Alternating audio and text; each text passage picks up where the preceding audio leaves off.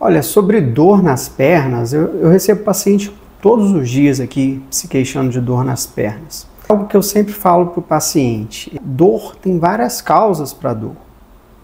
Então depende da gente entender como que é a dor nas pernas. Por exemplo, tem dor de causa vascular. A pessoa tem insuficiência venosa, por exemplo, ela sente uma dor em peso nas pernas. Normalmente é uma dor mais no final do dia.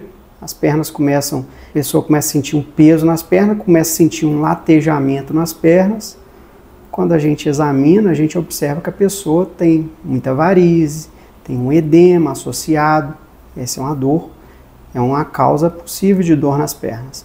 A outra causa possível seriam as doenças reumatológicas, que normalmente cursam com dor mais localizada na junta, mais na parte da articulação dos pés, do tornozelo, por exemplo.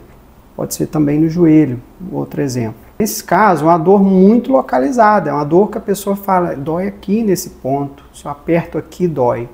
Essa é uma dor que às vezes está associado com sinais que nós chamamos de sinais flogísticos, fica vermelho na região, fica edemaciado, fica quente na região.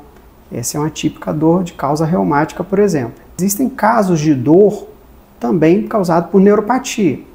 A diferença é que a dor da neuropatia, normalmente ela tem aquilo que nós chamamos de caráter neuropático de dor. A dor ela vem acompanhada com sensação de queimação, de ardência. Então o paciente refere que as pernas estão pegando fogo, como se estivesse pisando numa brasa, por exemplo. É comum ter sensação de dormência associado.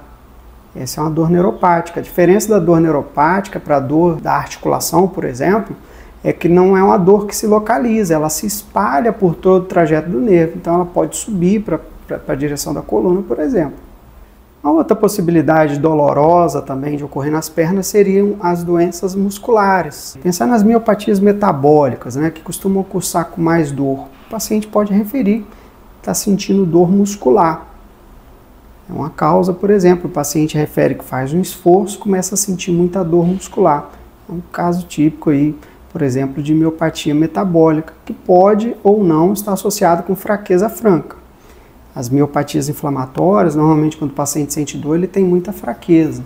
As metabólicas, a manifestação clínica pode ser só uma intolerância ao esforço. Então o paciente ele faz uma atividade física, ele faz um esforço físico, ele começa a sentir muita dor nos membros. Uma outra causa também parecida que a pessoa faz um esforço físico e sente muita dor, seria insuficiência arterial, quando a pessoa tem um processo obstrutivo na artéria, por exemplo, que está levando sangue para a perna, a pessoa começa a andar, ela começa a sentir muita dor, porque aquele vaso está obstruído, não está circulando sangue para a musculatura, então ele começa a se exercitar e a falta do oxigênio faz ele sentir dor. Aí o que ele faz? Ele para de andar, ele senta, descansa, a dor desaparece. Ele vai voltar a andar, ele vai voltar a sentir dor.